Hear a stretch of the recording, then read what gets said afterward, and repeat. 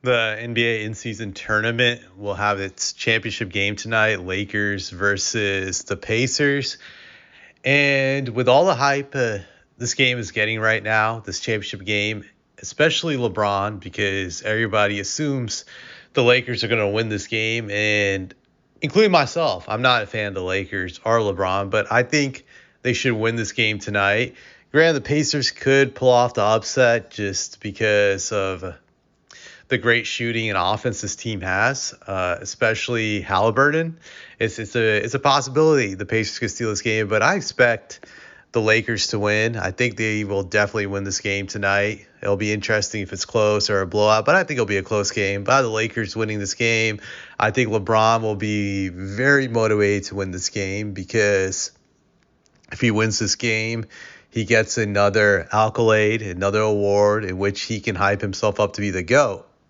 He can claim to be the first player ever to win the in-season tournament and get the, I believe, MVP award they're giving out for this tournament, which is pretty silly, but it's probably a big deal to him and the media because it gives them another thing to hype up about it. So for him, it's a big deal. He could also make this argument like, well, I have another award that MJ never got, and this is another reason why I'm the GOAT. I'm better than MJ. So this leads me to think about how will this in-season tournament affect players' legacies in the future?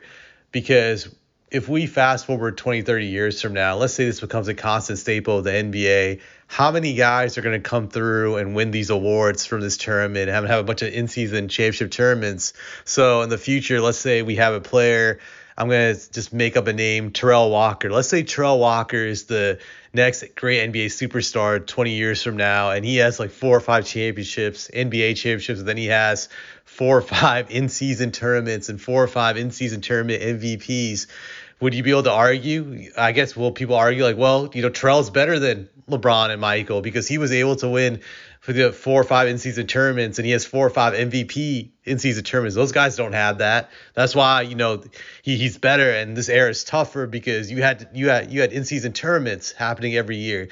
Back in the day, you didn't have that. I expect those type of arguments to be made. So as silly as that seems, I think to some degree this will affect players' legacies when it comes to debating who's the greatest, especially if other things are very close when it comes to championships, MVPs. I'm sure some people will use this as a tiebreaker, say like, well, this guy won, plenty of in-season tournaments back in the day. Michael or LeBron or whoever didn't win that many. So I think that'll be interesting to see. So it definitely will alter, I think, players' legacies, which I think is cheesy because I don't think this tournament will ever. I guess I could be wrong. Maybe it will mean a lot over the next 20, 30 years. But I still think it's kind of cheesy because, again, you're going to knock other guys from the past who didn't have the opportunity to play in this tournament. And that's how you're going to downgrade their greatness. But then again, I'm not surprised because we downgrade legends' greatness all the time when trying to prop up another player who's playing in the current era versus the past era. So I guess that is to be expected.